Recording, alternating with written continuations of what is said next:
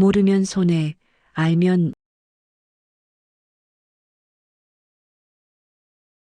돈이 되는 정보만 쏙쏙 모아서 알려드리는 실버 한 줄입니다. 여러분, 오늘 이 정보는 단순히 듣고 넘기실 일이 아닙니다. 매년 나라에서 정한 기준이 바뀌고 있고 2026년 지금 이 순간에도 누군가는 받을 수 있는 돈을 놓치고 있으며 누군가는 잘못된 정보 때문에 이미 받은 돈까지 내뱉어야 하는 상황에 처해 있기 때문입니다. 그런데 여기서 아주 심각한 문제가 하나 생깁니다. 많은 분들이 기초연금은 때가 되면 나라에서 알아서 챙겨줄 것이라고 믿고 계시지만 현실은 전혀 그렇지 않습니다. 기초연금은 본인이 직접 신청하지 않으면 국가가 먼저 찾아와서 돈을 쥐어주지 않는 구조입니다. 즉, 내가 신청 자격이 되는지 모르고 지나가거나 신청 시점을 단 한 달만 놓쳐도 그동안 받을 수 있었던 소중한 연금은 소급해서 받을 방법이 전혀 없습니다. 신청 안 하면 그대로 사라지는 돈이라는 뜻입니다. 실제로 이런 분들이 정말 많습니다. 나는 자식들이 잘 사니까 안 되겠지. 나는 국민연금을 받고 있으니까 대상이 아니겠지라고 스스로 판단하고 신청조차 안 하시는 경우입니다. 하지만 이런 개인적인 추측이 가장 위험합니다. 실제 사례를 보면 생일이 지나고 한참 뒤에야 주변 권유로 신청하러 갔다가 왜 이제 오셨냐는 말을 듣고 수백만 원의 손해를 확인하며 발을 동동 구르는 시니어분들이 지금 이 순간에도 속출하고 있습니다. 더 무서운 사실은 따로 있습니다. 단순히 늦게 신청해서 못 받는 수준을 넘어 내가 가진 재산이나 가족과의 관계를 제대로 정리해두지 않으면 함정에 빠지게 된다는 점입니다. 예를 들어 자녀에게 미리 재산을 물려주면 괜찮을 줄 알았는데 오히려 그것이 발목을 잡아 연금 탈락 사유가 되는 경우가 비일비재합니다. 증여를 했다고 해서 바로 내 재산에서 빠지는 게 아니기 때문입니다. 이 구조를 모르면 나는 재산이 없는데 왜 탈락이냐며 억울함을 호소해도 법적으로 구제받을 길이 없습니다. 그렇기 때문에 오늘 이 내용을 처음부터 끝까지 집중해서 보셔야 합니다. 지금 당장 내가 해당하지 않는 것 같아도 오늘 말씀드릴 이 구조와 위험 신호들을 모르면 나중에 반드시 후회하게 되는 순간이 옵니다.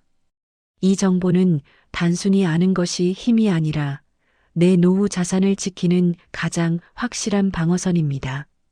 중간에 내용을 하나라도 놓치면 내가 왜 탈락했는지 혹은 왜 연금이 깎였는지 원인조차 모른 채 손해를 감수해야 할 수도 있습니다. 그래서 이 내용은 무조건 끝까지 보셔야 합니다. 지금부터 여러분의 소중한 연금을 지키기 위해 무엇을 확인해야 하고 어떤 실수를 피해야 하는지 하나씩 구체적으로 짚어드리겠습니다. 남들은 다 받는데 나만 못 받으면 억울하겠죠? 앞으로 이런 알짜배기 정보를 빠르게 알려드리겠습니다. 구독과 좋아요, 알림 설정 해두시면 다음 정보도 가장 먼저 배달해 드릴게요. 보통 내 이름으로 된 집 한 채 없으니 나는 당연히 연금 받겠지라고 생각하시죠? 그래서 살던 집을 정리하고 자녀 집으로 들어가 살거나 자녀가 사준 집에 들어가시는 경우가 참 많습니다. 내 재산이 아니니까 나라에서도 가난하게 봐줄 거라고 믿으시는 겁니다. 그런데 바로 여기서 뒤통수를 맞는 듯한 황당한 상황이 벌어집니다. 내 통장에는 돈 한 푼 안 들어오는데 나라에서는 당신은 매달 수십만 원씩 벌고 있네요? 라며 연금을 깎거나 아예 안 주겠다고 하는 겁니다. 이게 어떻게 된 일일까요? 바로 무료 임차소득이라는 제도 때문입니다. 이름은 어렵지만 뜻은 간단합니다. 비싼 자녀 집에 공짜로 살고 있으니 그만큼 월세를 번 것이나 다름없다고 나라에서 못을 박아버리는 겁니다. 이 기준이 되는 자녀 집값은 시가표 준액, 즉 나라에서 정한 공시가격으로 6억 원입니다. 조금 더 쉽게 예를 들어볼까요? 만약 자녀가 사는 아파트의 공시가격이 10억 원이라고 해보겠습니다. 그러면 나라는 10억짜리 집에 공짜로 사시니까 1년에 780만 원 정도는 혜택을 보고 계시네요. 라고 계산합니다. 이걸 12달로 나누면 한 달에 약 65만 원 꼴이 됩니다. 어르신은 자녀 집에 얹혀 살며 손주 재롱 보는 게 전부인데 서류상으로는 매달 65만 원짜리 아르바이트를 하는 사람처럼 잡히는 겁니다. 문제는 이 65만 원이라는 숫자가 기초연금 당락을 결정짓는데 어마어마한 영향을 준다는 점입니다. 기초연금을 받을 수 있는 소득 기준선은 생각보다 빡빡합니다. 다른 소득이 하나도 없어도 단지 자녀 집이 조금 비싸다는 이유로 이 가짜 소득이 합산되면 기준선을 훌쩍 넘겨버릴 수 있습니다. 내 집도 아니고 내 돈도 아닌데 억울하다고 아무리 하소연해도 법적으로 정해진 규칙이라 빠져나갈 구멍이 없습니다. 그래서 자녀네 집으로 주소를 옮기기 전에는 반드시 자녀 집의 공시가격부터 확인하셔야 합니다. 효도하겠다는 자녀 마음만 믿고 덜컥 합가했다가 평생 받을 수 있었던 소중한 내 연금권이 한순간에 날아갈 수 있기 때문입니다. 거처를 옮기는 사소한 결정이 내 노후 생활비를 통째로 사라지게 만드는 독이 될 수도 있다는 사실을 꼭 기억하셔야 합니다. 정리하자면 자녀 집에 얹혀 사는 것도 비싼 집이면 나라에서는 당신의 월급으로 계산합니다. 그런데 여기서 끝이 아닙니다. 이렇게 보이지 않는 소득도 무섭지만 우리가 매일 보는 숫자들 속에 숨겨진 비밀은 더 무섭습니다. 내가 받는 국민연금이나 내가 가진 작은 땅 하나가 어떻게 연금을 갉아먹는지 그 구체적인 계산법을 알면 더 깜짝 놀라실 겁니다. 기초연금 신청하러 가면 소득인 정액이 얼마라서 안 됩니다. 라는 어려운 말을 듣게 됩니다. 여기서 소득인 정액이라는 건 단순히 내가 매달 버는 돈만 말하는 게 아닙니다. 나라가 여러분의 주머니 사정을 점수로 매기는 방식이라고 이해하시면 쉽습니다. 가장 먼저 아셔야 할 숫자는 70%입니다.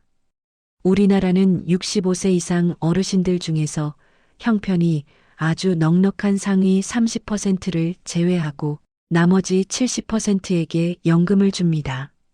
나는 중간은 가는 것 같은데? 라고 생각하신다면 일단 신청 대상입니다. 다만 그 70% 안에 들어가는지 계산할 때 나라가 아주 깐깐한 잣대를 들이댑니다. 두 번째로 중요한 숫자는 연 4%입니다. 이게 참 무서운 숫자입니다.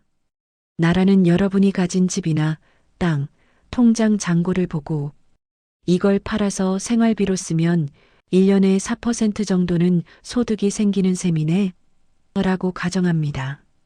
예를 들어 공제할 거 다 하고 남은 재산이 1억 원이라면 거기서 4%인 400만 원을 1년 소득으로 잡습니다.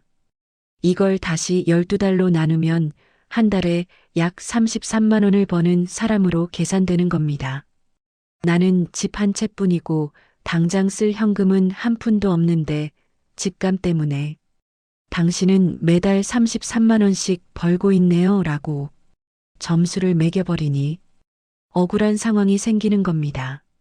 마지막으로 꼭 아셔야 할 것이 국민연금 감액입니다.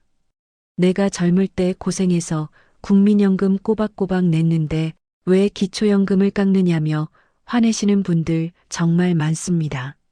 현재 기준으로는 내가 받는 국민연금이 일정 금액 기초연금액의 150%를 넘어가면 기초연금을 최대 50%까지 깎아버립니다. 성실하게 연금 부은 죄밖에 없는데 나라에서는 국민연금 많이 받으시니까 기초연금은 조금만 드릴게요라고 하는 겁니다. 정리하자면 기초연금은 내 통장에 들어오는 현금만 보는 게 아닙니다. 70%라는 커트라인 안에 들어야 하고 내 재산을 4%짜리 월급으로 계산하며 국민연금이 많으면 또 깎아버리는 복잡한 게임입니다. 이 숫자들의 원리를 모르면 옆집 김 씨는 나보다 잘 사는데 왜 받고 나는 왜 안 나오나 하는 의문만 남게 됩니다. 다시 정리하면 현금이 없어도 집값이 비싸거나 국민연금을 많이 받으면 내 기초연금은 줄어들거나 사라질 수 있습니다. 그러나 이 숫자들보다 더 무서운 게 있습니다. 바로 내가 평생 모르고 살았던 사소한 행동 하나가 실수가 되어 연금을 통째로 날리는 경우입니다. 특히 자식에게 물려준 물건이나 내가 타는 자동차 한 대가 어떤 재앙을 불러오는지 아주 생생한 사례로 보여드리겠습니다. 내 재산이 연 4%의 소득으로 잡히고 국민연금 때문에 연금이 깎일 수 있다는 말씀을 드렸습니다. 이런 복잡한 숫자 이야기를 듣다 보면 에이, 우리 자식들이 돈 좀 버는데 나는 당연히 안 되겠지라거나 국민연금 받으면 어차피 안 준다던데 하며 포기하려는 마음이 드실 겁니다. 그런데 어르신들, 여기서 정말 중요한 사실이 있습니다. 주변에서 들리는 카더라 통신만 믿고 신청을 안 하는 것이야말로 내 노후 자금을 스스로 버리는 가장 큰 실수라는 점입니다. 가장 먼저 바로 잡아야 할 착각은 자녀 재산에 대한 걱정입니다. 우리 아들이 대기업 다니고 서울에 아파트도 있는데 내가 어떻게 연금을 받아? 라고 물으시는 분들이 정말 많습니다. 하지만 걱정 마세요. 기초연금은 자녀의 소득이나 재산은 전혀 보지 않습니다. 예전에는 자녀가 잘 살면 부모를 모셔야 한다는 부양의무자 기준이 있었지만 이제는 완전히 사라졌습니다.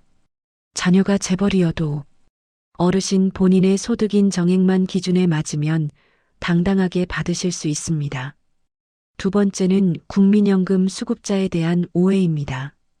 국민연금이 많으면 기초연금이 깎일 수 있다고 말씀드렸더니 깎일 바엔 아예 신청도 안 하겠다는 분들이 계십니다. 이건 정말 아까운 생각입니다. 조금 깎이더라도 받는 것이 단 1원도 안 받는 것보다 훨씬 이득입니다. 깎이는 기준도 내가 받는 국민연금 전체를 다 깎는 게 아니라 정해진 계산법에 따라 일부만 조정되는 것이니 일단 신청해서 단돈 몇만 원이라도 더 챙기시는 것이 무조건 옳습니다. 마지막으로 가장 안타까운 착각은 과거의 탈락이 영원할 거라고 믿는 것입니다. 내가 3년 전에 동사무소 갔더니 집값 때문에 안 된다 하고 발길을 끊으시는 경우입니다. 하지만 아까 말씀드린 선정 기준액 70%라는 커트라인은 매년 바뀝니다. 나라가 정한 기준 금액이 매년 인상되기 때문에 작년엔 아슬아슬하게 떨어졌던 분도 올해는 통과될 가능성이 매우 높습니다. 특히 공시지가가 떨어지거나 본인의 재산 상황이 조금이라도 변했다면 결과는 완전히 달라집니다. 공식적인 사실을 정리하자면 이렇습니다. 자녀가 아무리 잘 살아도 상관없고 국민연금을 받고 있어도 신청 가능하며 한번 떨어졌어도 매년 다시 도전해야 하는 것이 기초연금입니다. 남들이 안 된다더라는 말에 속아 내 소중한 권리를 포기하지 마십시오. 정리하자면 자식 농사 잘 지은 것과 내 기초연금은 아무 상관없으니 매년 새로 신청해 보세요. 그런데 여기서 끝이 아닙니다. 이런 오해들을 풀고 마음 편히 신청하러 가기 전에 꼭 확인해야 할 진짜 위험한 실수가 있습니다. 자녀에게 선의로 한 행동이 오히려 내 연금 줄줄 새게 만드는 독이 되는 사례가 있거든요. 특히 자동차 한 대 잘못 샀다가 연금이 통째로 날아가는 기막힌 사례를 다음 장에서 보여드리겠습니다. 집은 없어도 차는 좋은 거 타야지, 혹은 자식이 타던 차인데 아까우니까 내가 명의만 가져와서 타야지 하시는 분들 계시죠? 그런데 기초연금을 생각하신다면 자동차만큼은 정말 신중하셔야 합니다. 왜냐하면 기초연금 계산할 때 자동차는 일반적인 집이나 땅과는 비교도 안 될 만큼 무시무시한 폭탄이 될 수 있기 때문입니다. 보통 우리가 가진 집이나 땅은 앞에서 말씀드린 것처럼 가치의 연 4%만 소득으로 계산합니다. 그런데 자동차는 기준에 딱 걸리는 순간 차 가격의 100%를 고스란히 월 소득으로 잡아버립니다. 이게 무슨 뜻이냐고요? 만약 내가 4천만 원짜리 차를 샀다면 나라에서는 당신은 이번 달에 4천만 원을 번 사람이네요? 라고 판정한다는 겁니다. 월 소득이 4천만 원인 사람이 기초연금을 받을 수 있을까요? 절대 불가능합니다. 차 한 대 때문에 연금이 통째로 날아가는 겁니다. 실제로 이런 일이 있었습니다. 평생 뚜벅이로 사시던 한 어르신이 자녀가 타던 배기량 3000cc 이상의 대형 세단을 명의만 넘겨받아 타게 되셨습니다. 어르신은 중고차고 자식이 준 거니까 괜찮겠지 하셨지만 기초연금 신청 결과는 탈락이었습니다. 배기량 3000cc 이상이거나 차량 가액이 4천만 원 이상인 고급 자동차로 분류되었기 때문입니다. 이 기준에 단 1cc, 단 1원이라도 걸리면 그 차 가격 전체가 그 달의 소득으로 계산됩니다. 반대로 10년이 넘은 낡은 차나 배기량이 낮은 경차 혹은 생업용 트럭 같은 경우는 재산 계산에서 아예 빼주거나 아주 적게 계산해 줍니다. 그런데 이런 기준을 모르고 내 마지막 자존심이다라며 큰 차를 사시거나 자녀가 타던 고급 외제차를 명예 변경해서 가져오시는 순간 매달 꼬박꼬박 들어올 수십만 원의 연금은 영영 안녕하게 되는 겁니다. 공식 기준을 다시 확인해 드립니다. 기초연금에서 자동차는 일반 재산이 아니라 소득 그 자체로 돌변할 수 있는 가장 위험한 자산입니다. 특히 3000cc와 4천만 원이라는 숫자를 기억하십시오. 이 기준을 넘기는 차를 본인 명의로 두는 것은 기초연금을 포기하겠다는 선언과 같습니다. 정리하자면 자존심 때문에 큰 차 굴리다가 내 노후 생활비인 연금이 통째로 견인될 수 있습니다. 그런데 여기서 끝이 아닙니다. 자동차 실수만큼이나 뼈아픈 실수가 또 있습니다. 바로 국가에서 주는 다른 도움을 받고 계신 분들인데요. 좋은 마음으로 신청한 기초연금이 오히려 내 생활비를 깎아먹는 독이 되어 돌아오는 기막힌 상황을 설명해 드리겠습니다. 나라에서 주는 돈은 일단 다 받는 게 장땡이지라고 생각하시나요? 물론 틀린 말은 아닙니다. 하지만 기초생활수급비를 받아 생활하시는 분들에게는 기초연금이 반가운 손님이 아니라 내 소중한 생활비를 갉아먹는 함정이 될 수 있습니다. 이것이 바로 시니어분들이 가장 많이 겪는 눈물 섞인 실수 중 하나입니다. 기초생활수급 제도의 핵심 원칙 중 하나는 보충성의 원칙입니다. 쉽게 말해 나라가 정한 최소한의 생활비에서 모자란 만큼만 채워준다는 뜻입니다. 그런데 만약 기초생활수급자가 기초연금을 신청해서 매달 30여만 원을 받게 되면 어떻게 될까요? 나라는 이 기초연금을 여러분의 소득으로 계산합니다. 즉, 이제 기초연금으로 30만 원을 벌고 계시니 우리가 주던 생계급여에서 그만큼을 빼고 드릴게요 라고 하는 겁니다. 실제로 이런 일이 정말 자주 일어납니다. 평생 어렵게 사시다가 65세가 되어 기초연금을 신청하신 한 어르신이 계셨습니다. 연금이 통장에 꽂히자 이제 좀 숨통이 트이겠구나 하셨는데 다음 달 평소 받던 생계급여가 딱 기초연금 받은 만큼 깎여서 들어온 겁니다. 결국 내 손에 쥐어지는 총액은 기초연금을 받기 전이나 후나 똑같아진 셈이죠. 그런데 더 큰 문제는 여기서 발생합니다. 기초연금이 소득으로 잡히는 바람에 전체 소득인 정액이 올라가서 아슬아슬하게 유지하던 수급자 자격 자체가 박탈될 수도 있다는 점입니다. 수급자 자격이 사라지면 단순히 현금 급여만 끊기는 게 아니라 의료비 혜택, 공공요금 감면, 쌀 지원 같은 수많은 복지 혜택까지 줄줄이 끊기게 됩니다. 그야말로 혹 때려다 혹 붙인 격이 되는 겁니다. 공식적인 행정 지침에 따르면 기초연금은 기초생활수급자의 소득 산정에 100% 포함됩니다. 따라서 본인이 현재 수급자라면 기초연금을 신청하기 전에 반드시 담당 사회복지사와 상담하여 이 연금을 받는 것이 내 전체 혜택에 어떤 영향을 줄지 미리 따져봐야 합니다. 무턱대고 신청했다가는 오히려 국가의 보호막 밖으로 밀려나는 실수를 저지를 수 있습니다. 정리하자면 기초생활수급자에게 기초연금은 내 왼쪽 주머니 돈을 빼서 오른쪽 주머니에 넣고 생색만 내는 독이 될 수 있습니다. 그런데 여기서 끝이 아닙니다. 이런 실수를 피하고 나면 이제 그럼 나는 지금 당장 뭘 해야 하지? 라는 궁금증이 생기실 겁니다. 복잡한 서류나 절차 때문에 머리 아파하지 마시고 지금 당장 내 집 거실에서 확인할 수 있는 체크리스트를 정리해 드리겠습니다.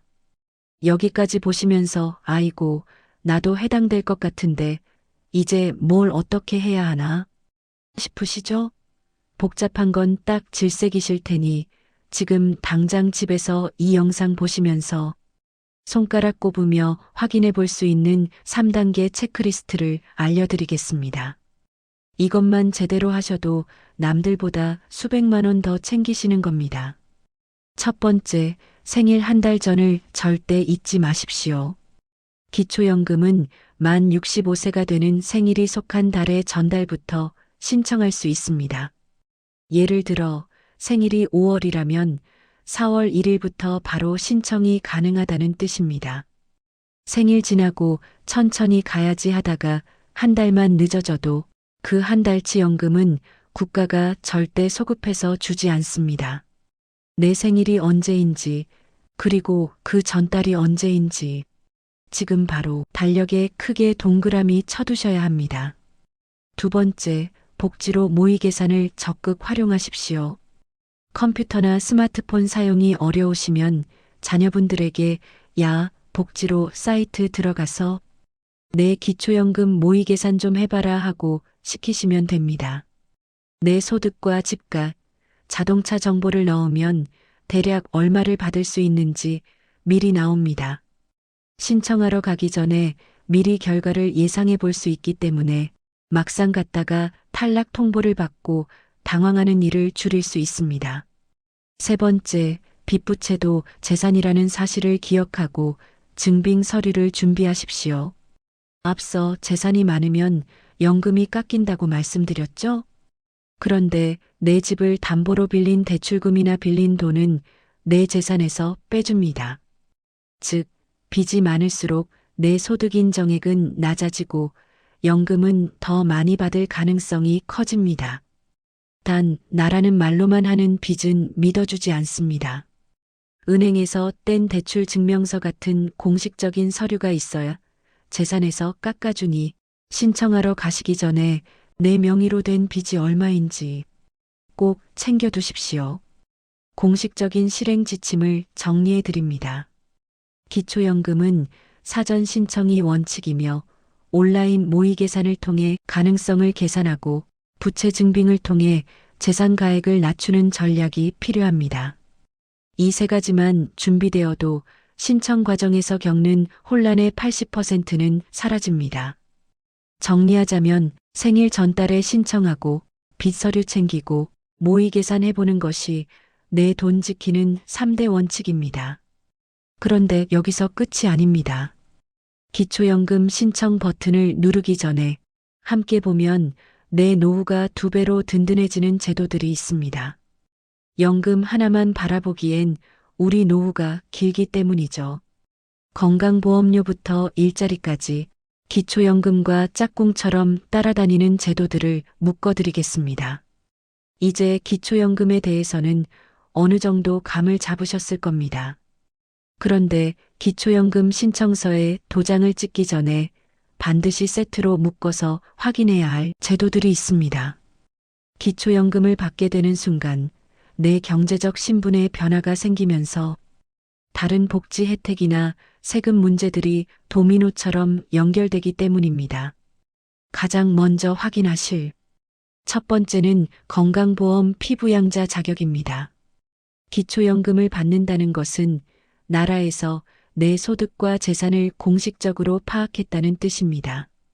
만약 기초연금을 받기 위해 소득을 정리하는 과정에서 예상치 못한 수입이 노출되거나 혹은 연금 수령액이 늘어나면서 자녀의 건강보험 아래 들어가 있던 피부양자 자격이 박탈될 수도 있습니다. 갑자기 매달 수십만 원의 건강보험료 고지서가 날아오면 연금 받는 보람이 사라지겠죠? 그러니 신청 전후로 건강보험공단에 내 자격 유지를 꼭 확인해 보셔야 합니다. 두 번째는 주택연금과의 조합입니다. 기초연금만으로는 생활비가 부족하다고 느끼신다면 지금 살고 계신 집을 담보로 평생 월급을 받는 주택연금을 함께 고민해 보세요. 주택연금을 받는다고 해서 기초연금이 무조건 끊기는 것은 아닙니다. 오히려 주택연금은 부채로 잡혀 재산 산정에서 유리하게 작용할 수도 있는 묘수가 되기도 합니다. 내 집을 활용해 기초연금과 주택연금이라는 두 개의 월급 주머니를 만드는 전략이 필요합니다. 세 번째는 노인 일자리 사업입니다. 기초연금을 받는 분들에게는 나라에서 운영하는 공익형 노인 일자리 참여 기회가 우선적으로 주어집니다. 하루 몇 시간 가벼운 활동을 하고 받는 활동비는 기초연금 소득 산정에서 상당 부분 제외되거나 우대받는 경우가 많습니다. 연금도 받고 건강도 챙기며 용돈도 벌 수 있는 일석삼조의 기회이니 기초연금 신청 시 꼭 같이 물어보셔야 합니다. 마지막으로 절세와 증여 전략입니다. 기초연금을 받으려고 재산을 자녀에게 급하게 넘기다가 오히려 증여세 폭탄을 맞거나 앞서 말씀드린 5년 이내 증여 재산 산정 규정에 걸려 연금도 못 받고 세금만 내는 불상사가 생길 수 있습니다. 재산 정리는 반드시 세무 상담이나 전문가의 조언을 통해 절세와 연금 수급 두 마리 토끼를 잡는 방향으로 실행하셔야 합니다. 공식적인 조언을 정리해 드립니다. 기초연금은 독립된 제도가 아니라 건강보험, 주택연금, 일자리와 연결된 종합 패키지입니다. 이 연결고리를 이해하고 함께 준비해야 비로소 빈틈없는 노후 설계가 완성됩니다. 정리하자면 기초연금은 노후 설계의 시작일 뿐 건강보험과 주택연금까지 묶어서 봐야 진짜 내 돈이 됩니다. 이제 오늘 배운 방대한 내용을 딱 3가지 핵심으로 요약하고 여러분이 오늘 당장 실행해야 할 지침을 정리해 드리겠습니다. 마지막으로 오늘 기준 핵심 3가지를 드리겠습니다. 기초연금은 하위 70%에게만 지급되며 여러분의 재산은 연 4%의 월급으로 계산됩니다. 특히 자동차 배기량 3000cc 또는 가액 4천만 원이 넘는 순간 차 가격 전체가 한 달 소득으로 잡혀 연금이 통째로 날아갈 수 있다는 점을 명심하십시오. 자녀의 소득이나 재산은 이제 상관없습니다. 국민연금을 받고 있어도 기초연금 신청이 가능하며 작년에 떨어졌어도 올해 기준액이 상향되었다면 다시 신청해 볼 자격이 충분합니다. 기초연금은 신청주의입니다. 만 65세 생일 한 달 전부터 신청 가능하며 단 한 달이라도 늦게 신청하면 그동안 못 받은 연금은 국가가 절대 소급해서 돌려주지 않습니다. 기초연금은 시간이 곧 돈입니다. 신청을 미루는 하루하루가 여러분의 노후 자금을 깎아먹고 있는 셈입니다. 또한 자녀에게 재산을 증여할 계획이 있다면 5년이라는 규정을 기억하십시오. 아무 준비 없이 재산을 넘겼다가 증여 재산이 그대로 잡혀 연금은 연금대로 못 받고 건강보험료만 오르는 최악의 상황이 발생할 수 있습니다. 지금 구조를 파악해 두지 않으면 매달 수십만 원, 평생 수천만 원의 손해를 감수해야 합니다. 그리고 지금 당장 하셔야 할 게 있습니다. 본인의 만 65세 생일이 언제인지 확인하고 그 한 달 전 날짜에 기초연금 신청이라고 크게 적어두십시오. 또 지금 바로 스마트폰을 켜거나 자녀에게 부탁해 복지로 사이트에서 기초연금 모의 계산을 돌려보십시오. 내가 대상자인지 재산이 얼마나 잡히는지 5분이면 확인 가능합니다. 앞으로 다른 복지제도를 접하실 때도 가장 먼저 소득인 정액이라는 단어를 확인하십시오. 내 통장에 들어오는 돈이 아니라 나라가 내 재산을 숫자로 치환한 값이 기준이라는 점을 이해하면 어떤 제도든 나에게 유리하게 활용할 수 있는 눈이 생기실 겁니다. 기초연금은 국가가 주는 선물이 아니라 여러분이 젊은 시절 땀 흘려 일하며 쌓아온 정당한 권리입니다. 복잡하다고 포기하지 마시고 오늘 알려드린 체크리스트대로 하나씩 챙겨서 당당하게 여러분의 몫을 받으시길 바랍니다. 오늘 내용이 도움되셨다면 주변 친구분들에게도 공유해 주세요. 더 궁금하신 점이 있다면 언제든 물어봐 주시기 바랍니다. 여러분의 든든한 노후를 응원합니다. 지금까지 실버 한 줄이었습니다.